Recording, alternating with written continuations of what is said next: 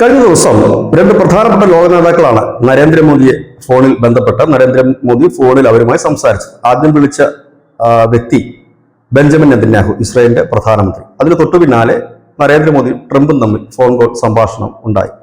ഈ രണ്ട് കോളുകളും ഒഫീഷ്യലായി പറയുന്നത് ആഗോള സമാധാനത്തിന് വേണ്ടിയും ഭീകരവാദ പ്രവർത്തനത്തിന് വേണ്ടിയും ഒന്നിക്കാം എന്നൊക്കെയുള്ള ആഹ്വാനങ്ങളായിരുന്നു. അതിന് രണ്ട് റീസൺ ഉണ്ട്.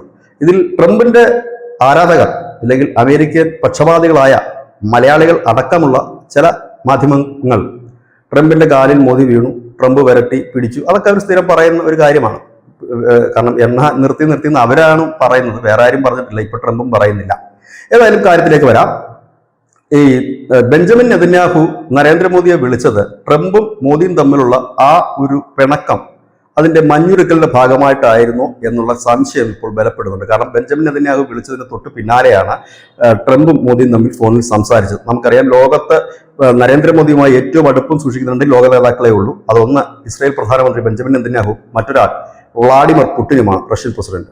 ഏതായാലും ഈ ബെഞ്ചമിൻ നെതന്യാഹുവിന്റെ കോളിന് ശേഷമാണ് ഈ ട്രംപുമായി സംസാരിച്ചത്, കാര്യങ്ങളൊക്കെ നീങ്ങിയത്. ഏതായാലും വ്യാപാര കരാറൊക്കെ അതിൽ ചർച്ചയായി മാറി എന്നാണ് അറിയാൻ കഴിയും. പക്ഷെ ഇതൊന്നുമല്ല അമേരിക്ക ഇത്ര പെട്ടെന്ന് തന്നെ ഇന്ത്യയിലേക്ക് ഒരു സംഘത്തെ അയക്കുകയും വ്യാപാര കരാറിന്റെ ചർച്ചകൾ നടത്തുകയും അരിക്ക് താരിഫ് അടിച്ചു കൊടുക്കും എന്ന് പറഞ്ഞിട്ട് നിന്ന് അതിൽ നിന്ന് അല്പം പിന്നോക്കം പോവുകയും ചെയ്യുകയും പെട്ടെന്ന് തന്നെ ഇന്ത്യയുമായിട്ട് ഒരു അനുരഞ്ജനത്തിന് ഒരു ശ്രമം നടത്തുകയും ചെയ്തത് വെറുതെയല്ല.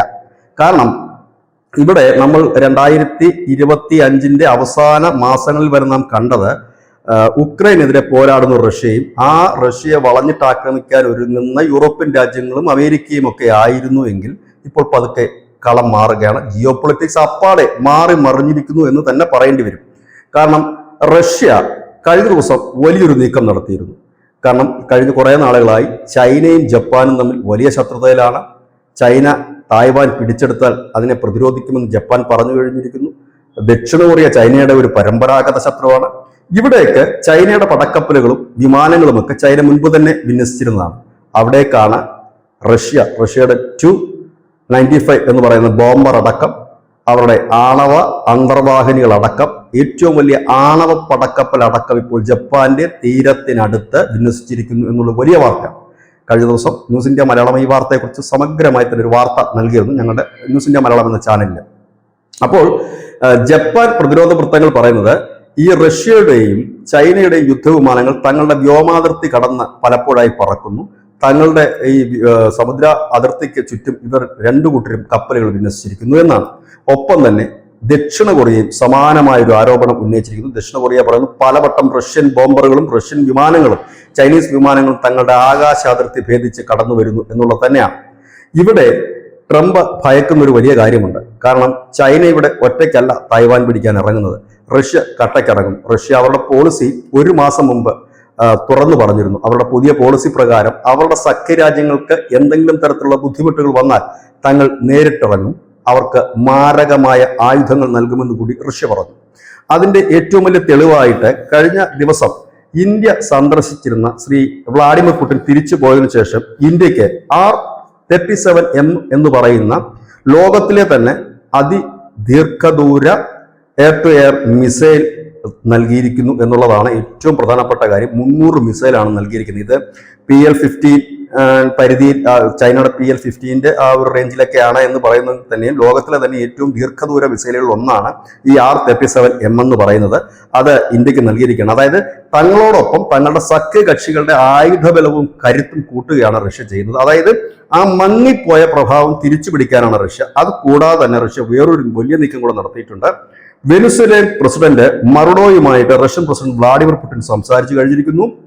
വെനിസ്വേല പിടിച്ചെടുക്കുക എന്നുള്ളത് തന്നെയാണ് ട്രംപിന്റെ ലക്ഷ്യം. അതിനായി വലിയ സന്നാഹങ്ങളാണ് അവിടെ ഒരുക്കിയിരിക്കുന്നത്. കരയുദ്ധം അവിടെ ഉണ്ടാകുമെന്നൊക്കെ ട്രംപ് പറയുന്നുണ്ടെങ്കിൽ ഇപ്പോൾ തൽക്കാലം ഒന്നിനും സാധ്യതയില്ല. കാരണം റഷ്യ പറഞ്ഞിരിക്കുന്നത് വെനിസ്വേലയ്ക്ക് എല്ലാവിധ സഹായവും നൽകും, വേണ്ടി വന്നാൽ ആയുധങ്ങൾ ഉൾപ്പെടെ വെനിസ്വേലയ്ക്ക് നൽകുമെന്നാണ്. ഇതോടുകൂടി തന്നെ ട്രംപിന് ഒരു ഈസി വാക്ക് ഓവർ എന്ന് കരുതിയ വെനിസ്വേല ഇപ്പോൾ ഒരു ബാലികേറ മലയായി മാറിയിരിക്കുകയാണ്. കാരണം വെനിസ്വേലയിലെ എണ്ണശേഖരം കണ്ടിട്ട് തന്നെയാണ് ട്രംപ് അങ്ങോട്ടേക്ക് പടം നയിക്കുന്നത്. വെനിസ്വേല പിടിച്ചെടുത്തു കഴിഞ്ഞാൽ ഒരു എണ്ണ സമ്പത്ത് കൈവെക്കാമെന്ന് കരുതി, പക്ഷെ അത് നടക്കില്ല എന്ന് തന്നെയാണ്. ഇതിനിടയിൽ ഇന്ത്യ പസഫിക് മേഖല, ഈ മേഖലയിലാണ് ചൈന ഏറ്റവും കൂടുതൽ സ്വാധീനം ഉറപ്പിക്കാൻ ശ്രമിക്കുന്നത്. ഈ മേഖലയിൽ കോഡ് സഖ്യം ഉണ്ടായിരുന്നു ഇതിന് ബദലായിക്കൊണ്ട്. പക്ഷെ കഴിഞ്ഞ കുറെ നാളുകളായി കോഡ് സഖ്യം ഒരു മന്ദീഭവിച്ച അവസ്ഥയിലാണ്.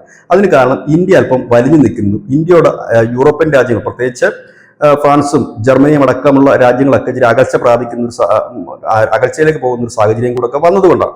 അപ്പൊ ഇതെല്ലാം മാറ്റി ഇന്ത്യ ഈ മേഖലയിൽ അമേരിക്കക്കൊപ്പം വേണമെന്ന് അമേരിക്ക ആഗ്രഹിക്കുന്നു. കഴിഞ്ഞ ദിവസം അമേരിക്കൻ പാർലമെന്റിൽ അവിടുത്തെ ഒരു സെനറ്റ് അംഗം തന്നെ ഉയർത്തി കാണിച്ച ചിത്രം നരേന്ദ്രമോദിയും പുടിനും കാറിൽ സഞ്ചരിക്കുന്നതാണ്.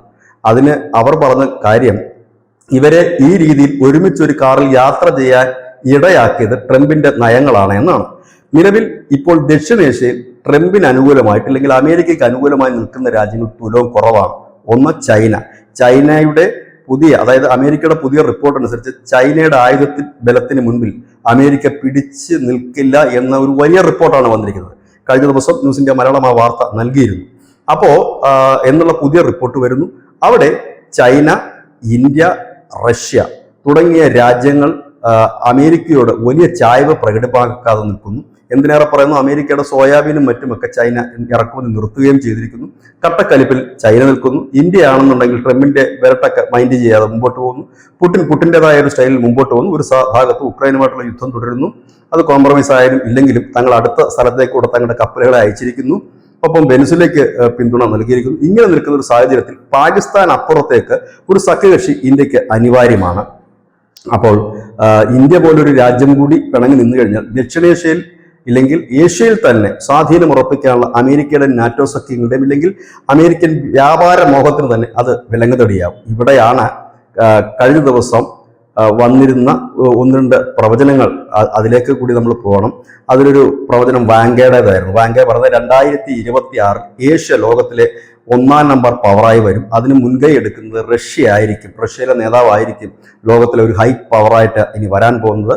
ആ ഒരു ഉയർത്തെഴുന്നേൽപ്പിൽ പാശ്ചാത്യ ശക്തികൾ തകർന്നടിയും എന്നാണ് അദ്ദേഹം പറയുന്നത്. അതിനെ രണ്ട് രീതിയിൽ വ്യാഖ്യാനിക്കാം. ഒന്ന്, യുദ്ധം മൂലം തകർന്നടിയുമെന്നും അല്ലെങ്കിൽ സാമ്പത്തികമായി തകർന്നടിയുമെന്നും. ഏതായാലും അതിൽ എടുത്തു പറയുന്ന മറ്റൊരു കാര്യം, ഇന്ത്യയും ചൈനയും തമ്മിലുള്ള ജിയോ പൊളിറ്റിക്സിൽ വ്യത്യാസം വരുമെന്നും അതിരുകൾ മാറി മറിയുമെന്നാണ്. അതായത് ഇവർ തമ്മിൽ കൂടുതൽ അടുക്കാനുള്ള സാധ്യതയും വാങ്കയുടെ പ്രവചനത്തിൽ എടുത്തു പറയുന്നു. വാങ്ക എന്തായാലും അസന്നിഗ്ധമായി തന്നെ പറയുന്നു 2026 ഒരു യുദ്ധം ഉണ്ടാകുമെന്ന്. ഈ യുദ്ധം എവിടെ എങ്ങനെയെന്ന് പറയുന്നില്ലെങ്കിലും അതിന്റെ പ്രധാനപ്പെട്ട കേന്ദ്രം ഏഷ്യ ആയിരിക്കുമെന്നും ഏഷ്യ പാശ്ചാത്യ ശക്തികളെ പരാജയപ്പെടുത്തുന്ന ഒരു നീക്കമായിരിക്കും അതെന്നുകൂടി പറയുമ്പോൾ ഇപ്പം നടക്കുന്ന ഒരു വലിയ യുദ്ധസമാനമായ സന്നാഹവും സാഹചര്യവും ഇത് മുന്നിൽ കണ്ടുകൊണ്ടാണ് ട്രംപ് പൊടുന്നിനെ തന്റെ നിലപാട് മാറ്റിയതും ധാർഷ്ട്യമൽപ്പം കുറയ്ക്കാൻ തയ്യാറായതും. പക്ഷെ ഇവിടെ ഇന്ത്യയുടെ നിലപാട് നിർണായകമാണ്. ചേരിചേരാ നയമാണോ അതോ ചേരി തിരിഞ്ഞുള്ള നയമാണോ എന്ന് കാത്തിരുന്ന് കാണേണ്ടി വരും. ഇത് തന്നെയാണ് ന്യൂസ് ഇന്ത്യ പോയിന്റ്. നന്ദി, നമസ്കാരം.